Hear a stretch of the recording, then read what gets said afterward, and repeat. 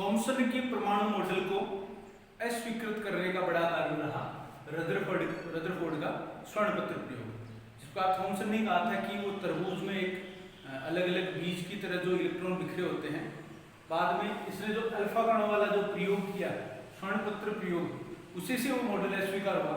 इस मॉडल में क्या था, क्या प्रयोग किया उसने, वो अपन देखते हैं। सन 1911 में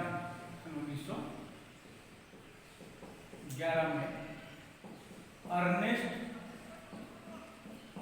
रदरफोर्ड ने, प्रयोगकर्ता कौन था, अर्नेस्ट रदरफोर्ड, सन कौन सी थी, 1911 में।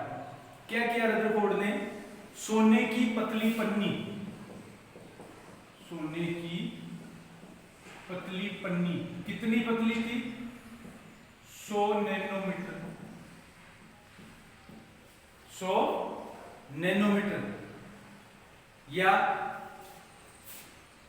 10 की पावर -7 मीटर, इतनी पतली पन्नी थी। उस पर जिंक सल्फाइड ZnS का लेप कर दिया। जिंक सल्फाइड का लेप करके उस पर जिंक सल्फाइड का लेप किया, और बाद में क्या किया, उस पर अल्फा कणों की बमबारी करके, अल्फा कणों इनको बोला जाता है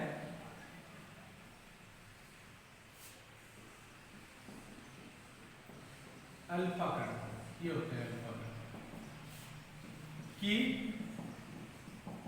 बमबारी की। अब जो अल्फा कण है वास्तव में क्या है, ये हीलियम के नाभिक है, हीलियम के नाभिक। अब हीलियम के नाभिक में क्या होता है, हाइड्रोजन के बाद आता है हीलियम। तो जितने परमाणु क्रमांक पर कोई तत्व आता है उसमें उतने ही प्रोटॉन और उतने ही इलेक्ट्रॉन होते हैं। तो इसने इलेक्ट्रॉन ही ली, जो हीलियम है उसके परमाणु से इलेक्ट्रॉन हटा दिया, तो केवल उसका क्या बच गया, नाभिक बच गया, यानी जिसमें केवल 2 प्रोटॉन थे। उनको क्या नाम दिया गया, अल्फा कण। उनको क्या नाम दिया, अल्फा कण। तो इन अल्फा कणों की क्या की उसने, बमबारी की, और उसको इस प्रयोग से निष्कर्ष क्या निकले, प्रेक्षण। प्रेक्षण से पहले देख ले प्रयोग क्या है। क्या किया उसने कि ये एक पर्दा लिया, ये एक, जैसे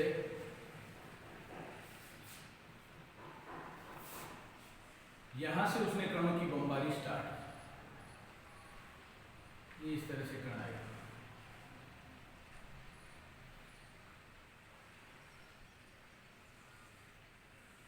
ये उसने एक,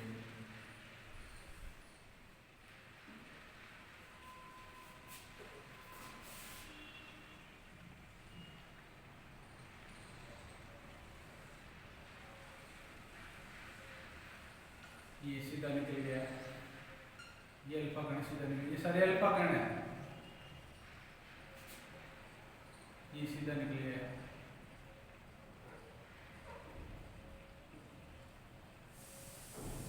ये यहां कोई कण आया, वो इधर निकल गया।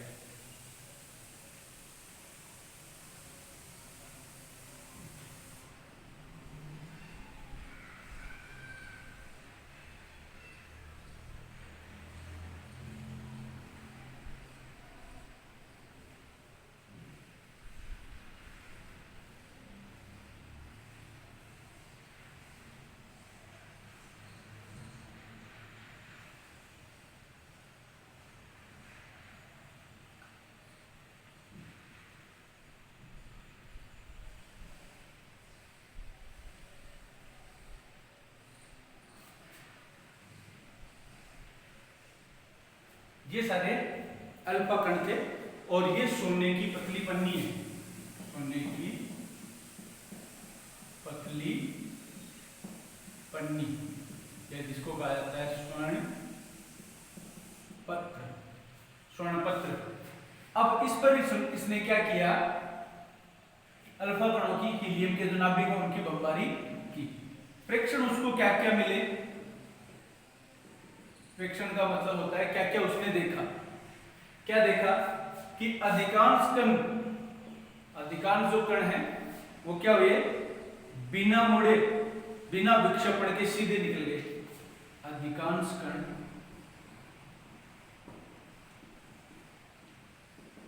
बिना विक्षेपण के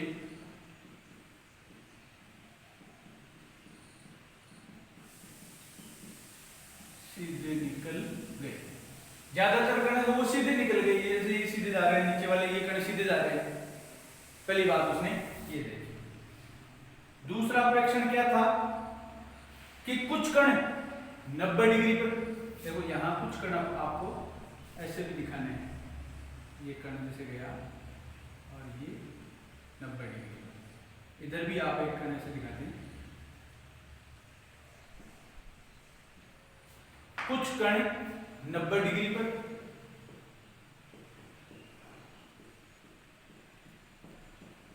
एवं कुछ कण 120 डिग्री के कोण पर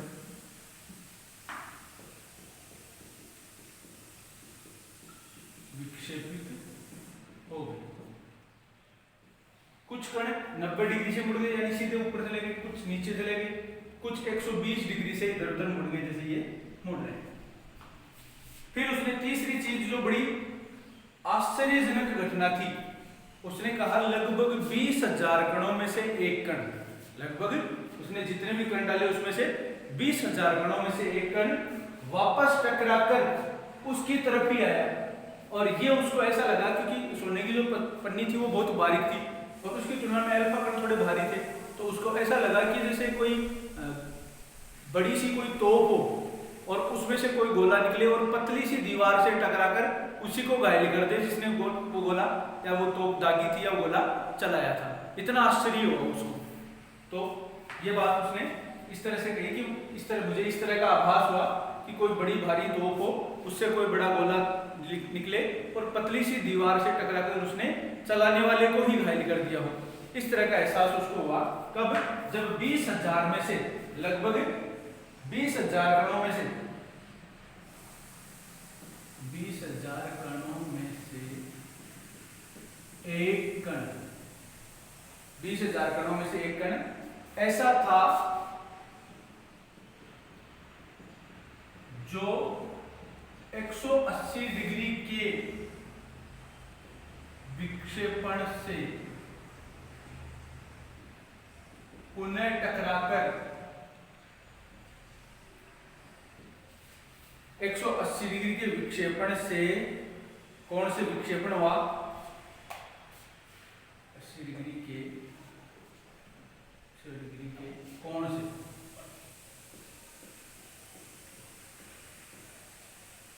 विक्षेपण हुआ एवं पतली पन्नी से टकराकर वापस उसी दिशा में लौट गया जहां से उसका विक्षेपण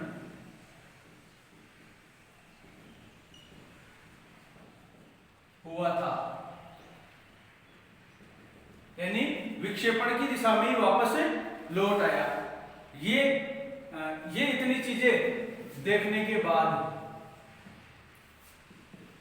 उसने निष्कर्ष निकाला। क्या निष्कर्ष निकाला कि ज्यादातर जो भाग था वो खोखला था और खोखला होने की वजह से क्या हुआ, अधिकांश कण है वो बिना मुड़े सीधे निकल गए।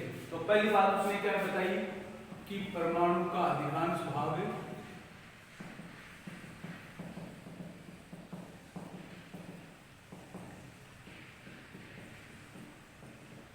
खोखला होता है। खोखला होने का अर्थ क्या हुआ कि वहां कोई अवरोध नहीं होता है, कोई जैसे कोई भी बाधा नहीं थी, इसलिए वो कण क्या हो गए, सीधे निकल गए। या खोखले की आप रिक्ति भी कर सकते हो। दूसरी बात, परमाणु में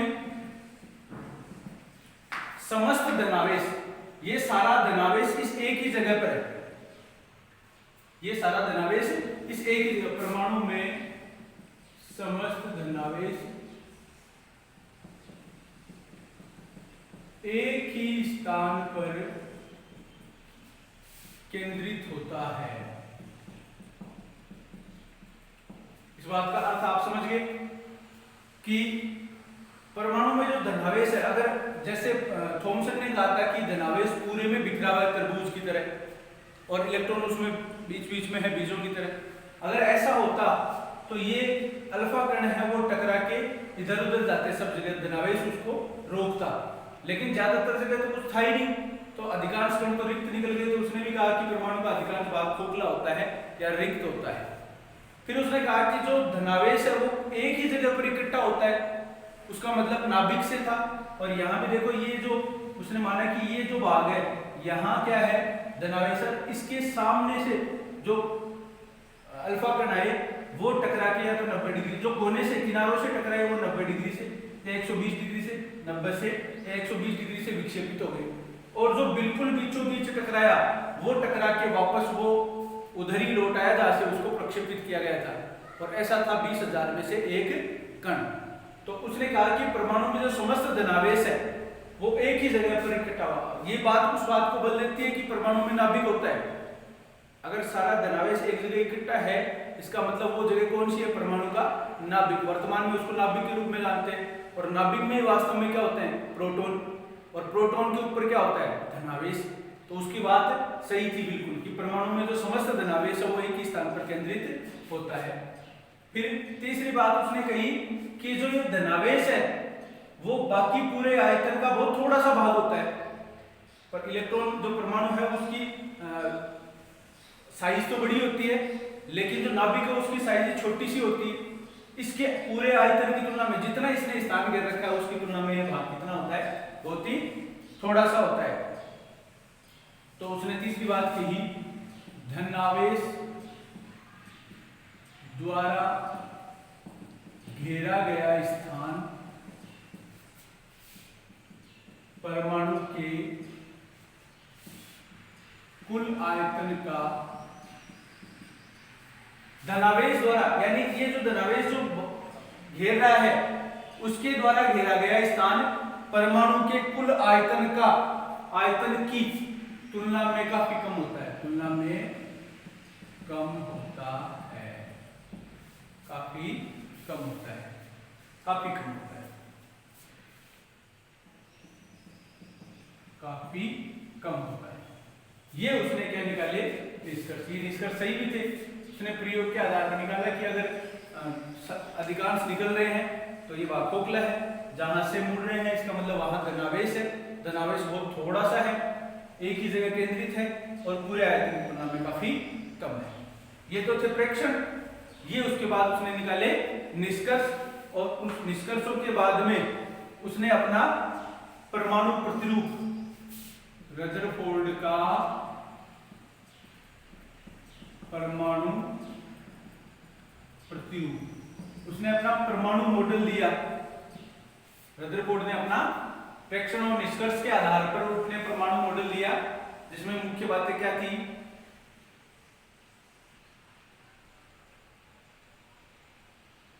कि परमाणु का समस्त धनावेश एवं द्रव्यमान, परमाणु का समस्त धनावेश एवं द्रव्यमान उसके मध्य भाग अर्थात नाभिक में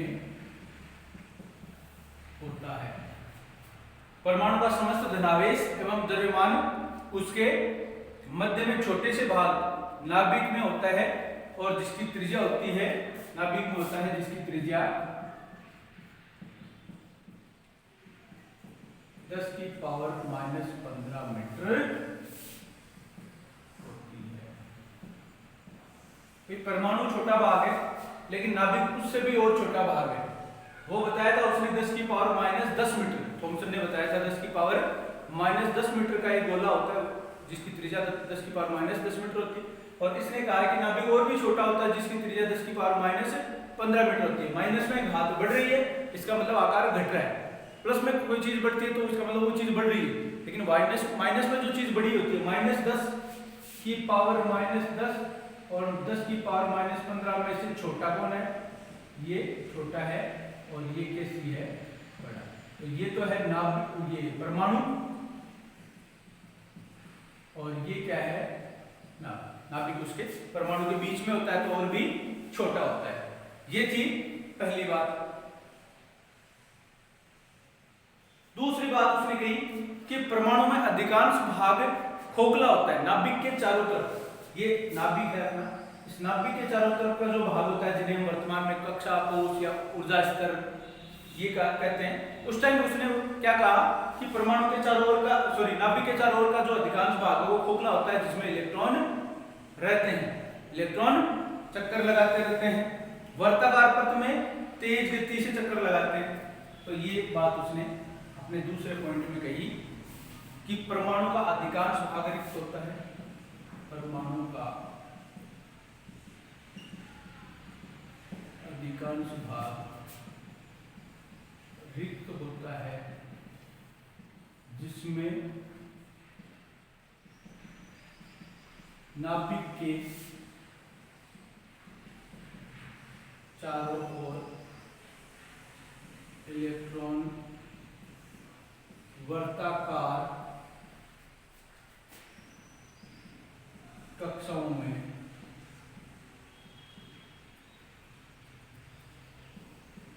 तेज गति से वर्ताकार पथ में, कक्षाओं के बाद में कहेंगे वर्ताकार पथ में तेज गति से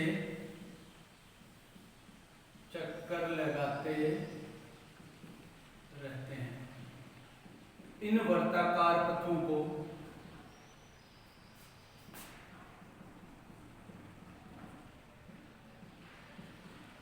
कक्षा या कोश कहा जाता है। ये दूसरी बात उसने कही कि अधिकांश भाग वो खोखला है, बीच में नाभिक है, नाभिक के चारों तरफ जो खाली जगह है उसमें कुछ निश्चित वर्ताकार पथ होते हैं जिनमें इलेक्ट्रॉन लगातार तेज गति से चक्कर लगाते हैं, जिनको कक्षा या कोश कहा जाता है। कक्षा या कोश कहा जाता है। फिर है कि ये इलेक्ट्रॉन वो संतुलित कैसे रहते हैं? तो इलेक्ट्रॉन संतुलित रहते हैं, दो कोई भी इलेक्ट्रॉन जब चक्कर लगाता है तो एक तो नाभिक की तरफ जो बल लगता है तो उसको कहते हैं अभिकेंद्रीय बल। क्या कहेंगे? अभिकेंद्रीय बल। और दूसरा कौन सा बल लगता है? इस परमाणु के जो नाभिक में जो प्रोटॉन है और इलेक्ट्रॉन है, इन दोनों की तरफ एक बल लगता है जिसको क्या कहा जाता है? आकर्षण बल। विपरीत आवेशों के मध्य जो आकर्षण बल लगता है, तो उसने कहा कि धनावेशित नाभिक एवं ऋण आवेशित इलेक्ट्रॉन के मध्य, धनावेशित नाभिक एवं ऋण आवेशित इलेक्ट्रॉन के मध्य लगने वाला आकर्षण बल धनावेश, नाभिक बीच में जो है वो धनावेशित भाग है और इलेक्ट्रॉन कैसे हैं? ऋणावेशित कण है। तो इनके मध्य क्या लगता है? आकर्षण बल लगता है।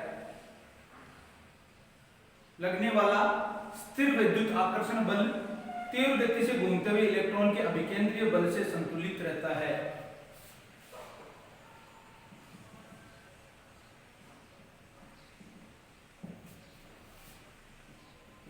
स्थिर विद्युत आकर्षण बल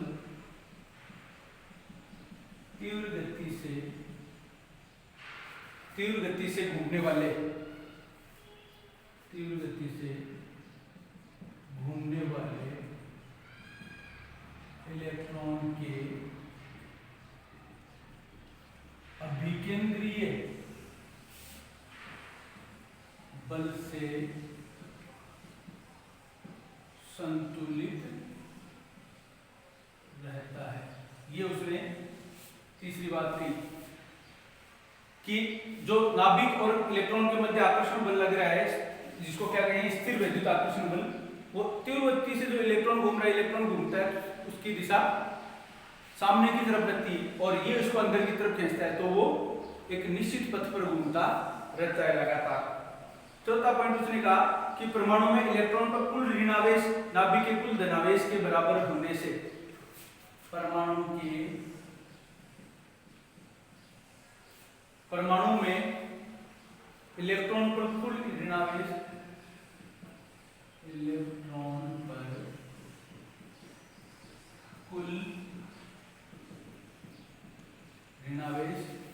नाभिक में उपस्थित कुल धनावेश के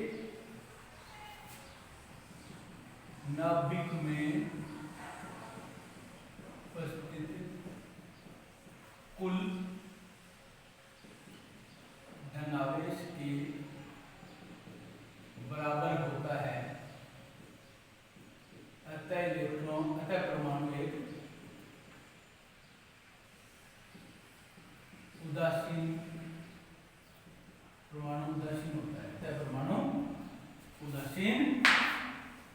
होता है। अतः परमाणु उदासीन होता है। ये इतनी बातें उसने अपने इसमें प्रयोग में कही। अब इसके बाद है इसकी कमियां। रदरफोर्ड के प्रयोग में क्या क्या कमियां रही? मुख्य 2 कमियां इसकी रही।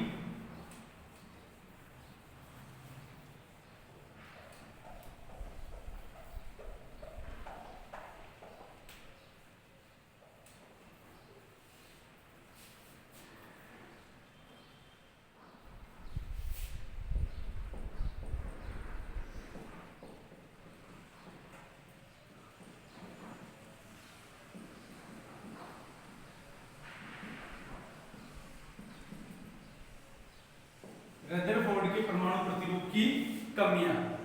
सबसे पहली कमी अपन लिखते हैं, धनावेशित नाभिक के चारों ओर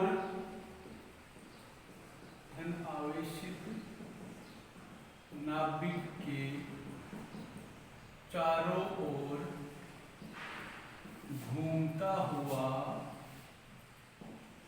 इलेक्ट्रॉन, धनावेशित नाभिक के चारों ओर घूमता हुआ इलेक्ट्रॉन त्वरण के कारण ऊर्जा विकिरण उत्सर्जित करेगा।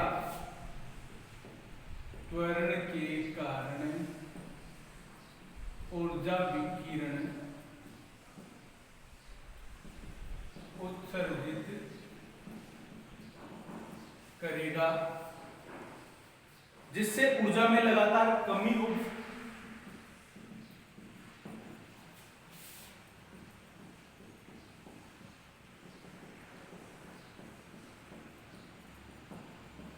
और अंततः ऊर्जा में कमी होगी और अंततः इलेक्ट्रॉन क्या होगा? नाभिक में गिर जाएगा और इलेक्ट्रॉन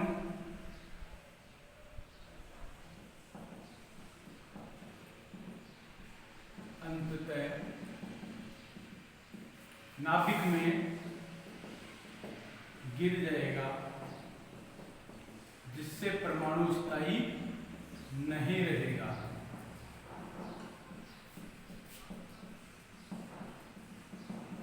ये उसने कही कि जिस लगातार ये अगर इलेक्ट्रॉन चक्कर लगा रहा है तो इसकी ऊर्जा में कमी आएगी, क्योंकि ये त्वरण के कारण ऊर्जा विकिरण उत्सर्जित करेगा, जिससे उसकी ऊर्जा में कमी आएगी और धीरे धीरे इसके इलेक्ट्रॉन परमाणु के अंदर, नाभिक के अंदर गिर जाना चाहिए और ये परमाणु क्या रहेगा? स्थायी नहीं होगा। ये बात उसने बताई नहीं कि इसका क्या कारण है। जब परमाणु जो स्थायी होता है, इलेक्ट्रॉन लगातार चक्कर काटते रहते हैं, ऊर्जा में कोई कमी नहीं आती, ये सब बातें वो बता नहीं पाए, ये इसकी कमी रही। और रदरफोर्ड ने परमाणु के इलेक्ट्रॉन के लिए निश्चित पथ नहीं बता सके। दूसरा था, रदरफोर्ड परमाणु के इलेक्ट्रॉन के लिए निश्चित पथ नहीं बता सके।